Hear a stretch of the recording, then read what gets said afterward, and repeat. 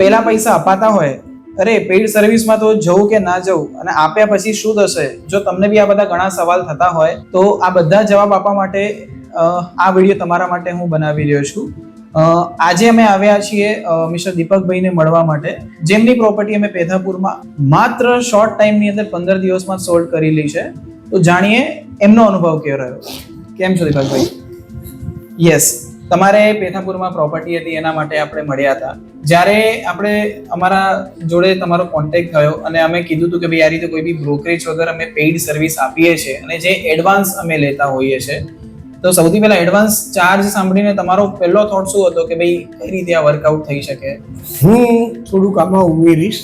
Yes, સૌથી પહેલા તો I was surprise how you got my number. Okay. અને તમને કોણે કીધું કે મારે વેચવા? ઓકે. એટલે તરત જ મને લાગ્યું કે તમે થોડાક પ્રોફેશનલ માણસો છો, તમને માહિતી હોય છે એ પ્રમાણે તમે જી તમે કીધું કે અમે 50% પહેલા લઈએ છીએ, 50% વેચાય પછી લઈશું. જી. તમે કીધું કે અમે વિડીયો બનાવીશું, અમે બધું એનું પેલું કરશું, ડોક્યુમેન્ટેશન પૂરું કરશું અને પછી અપલોડ કરશું અને પછી તમારી પાસે ગ્રાહક આવશે. અમે લગભગ 3 વર્ષથી આ પ્રોપર્ટી વેચવાનો પ્રયત્ન કર્યો. 3 વર્ષ પણ થતું નહોતું. અને તમે એક વાત અમને કરેલી કે સાહેબ તમારો જે બ્રોકર હશે ને એ 1% ચાર્જ કરશે તમારી પાસે, અને એમાં કોઈ ગેરંટી નથી હોતી. આ બધા બ્રોકરો આવે અને અમે 4-5 બ્રોકરોને કોન્ટેક્ટ કર્યા. ઓકે, 4-5 બ્રોકર જોડે વાત થઈ હતી તમારે. પરંતુ એક તો ત્યાંના ચોકીદાર જ હતો જે લોકોને બતાવતો. ઓકે.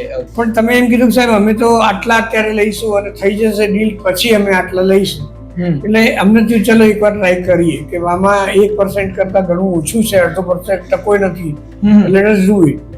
એ ભાવનાથી અમે તમારી સાથે ચાલુ કર્યું. 1-2 મીટિંગ થઈ આપણી, પછી અમને લાગ્યું કે કઈ પ્રોફેશનલ કંપની જેવું છે, કોઈ એક માણસ નથી. Yes yes. એટલે then we preferred કે ચલો let us go કરીએ એક with them. જોખમ લઈએ, ગુજરાતી લેંગ્વેજમાં કહીએ. તરત તમને મારા ખ્યાલથી જે 50% પેમેન્ટ કર્યું જી, અને તરત તમારા ત્યાંથી પ્રોસેસ બધી ચાલુ ચાલુ. સર હવે અમારે પ્રોપર્ટી જોવા જવું છે, ત્યાંના વિડીયો લેવા છે, ત્યાંના કરવા છે, તમે બધું માપ લીધું, જે લેવાનું હતું તમારે ડોક્યુમેન્ટ કલેક્ટ કર્યા, ચાલુ થઈ ગઈ હશે અને તમે મૂક્યું. Yes yes. અને આઈ થિંક વિધિન 15 days 15 દિવસમાં જ. હા, 15 daysમાં અમારી પાસે એક માણસની ઇન્ક્વાયરી આવી. ઓકે.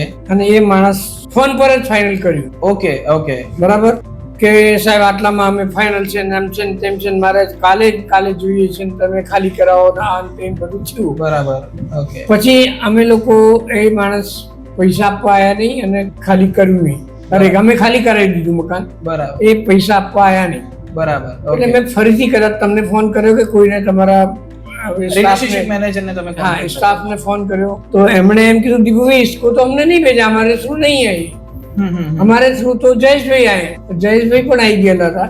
ઓકે. એટલે પછી પેલા મેં કીધું તારે કરવું હોય તો એ દિવસે કરી દેજે, નહીં તો પછી અમે ફાઇનલી ડિસાઈડ કરી. બરાબર. જે અમારા થ્રુ બહાર આવ્યા પછી એમના તમારે ડન થયું? હા, એમને પેલું ડન કર્યું. અને વિધિન 15 ડેઝ તમારે રજીસ્ટ્રેશન એ લોકોએ અમને બાના ખાતે આપી દીધું. ઓકે. અને અત્યારે એમની પ્રોસેસ લોનની પ્રોસેસ ચાલે છે. પણ કાલે જ મળ્યા હતા એ લોકો, એટલે એમણે એમ કીધું કે હવે ઓગસ્ટ, મેં એમને કીધું છે કે ઓગસ્ટ 1 મહિનાની અંદર 31 સુધીમાં તમે કમ્પ્લીટ કરી દો તો સારું. Okay okay. અને જ્યારે તમને લાગ્યું કે ભાઈ એકવાર ચલો આપણે એકવાર જોખમ લઈએ, અને જસ્ટ 15 ડેઝ, તો જે રીતેની અમારી 50 જણાની ટીમ છે, તો હવે આ વિડીયો ઘણા બધા સેલર બી જોશે કે જેને હજી બી ડાઉટ છે કે ભાઈ હું આ લોકોને કામ આપું કે ના, કોઈ ભાઈ 1% તો આપણે પછી જ આપવાના હોય છે ને, તો એ સેલર માટે તમે એક શોર્ટમાં શું મેસેજ આપવા માંગશો કે જે વિચારી રહ્યા છે કે ભાઈ અમને અથવા ક્લિયર દિવસે કામ આપો કે જો કોઈ પણ માણસ પૈસા આપતા પહેલા 10 વાર શ્યોર. બરાબર. હું એક એક્સપિરિયન્સ થી નથી કહેતો કે ભાઈ 100% થઈ ગયું. મારી 2-3 પ્રોપર્ટી હજી વેચવાની છે અને I am preferring to go with, પણ step by step. Yes yes yes yes. કે ભાઈ અહીંયા થયું છે, સારું થયું છે, મારી ફર્સ્ટ ડીલ મને બહુ અનુકૂળ આવી છે અને બહુ સારું થશે. અને આગળ કેવું થાય છે સેકન્ડ ઇન્ટરવ્યુમાં આપણે બતાવીશું કેવું થાય છે. જલ્દી થઈ જાય. મારે 2 ફ્લેટ છે, એ કુડાસણમાં છે, સ્વાગત રેન્જ ફોરેસ્ટ 2 માં. ઓકે. એક કોમર્શિયલ બિલ્ડિંગ છે પેથાપુર 4 રસ્તા પર. બરાબર બરાબર. અને બીજી બધી છે ફેક્ટરી છે મારી 4-5. બરાબર. અને મારી તબિયતના કારણે હવે હું રિલેક્સ થઈને ગયું. એટલે તમારો હવે સમય અને ગણો કે ભાઈ તમારી એક સુવિધા તમને મળી રહે. હા. એટલે તમે જોયું કે ભાઈ એક પ્રોપર્ટી તમને સેલ થઈ અને બીજી 3 પ્રોપર્ટીનું તો કામ ચાલુ થશે. એટલે જો તમને બી હજી લાગતું હોય કે ભાઈ એ વેચાશે કે નહીં, શું કરવું જોઈએ, તો this is my answer to you guys કે ભાઈ હવે રાહ ના જુઓ. This is the right time to sell your property in Gandhinagar. Thank you.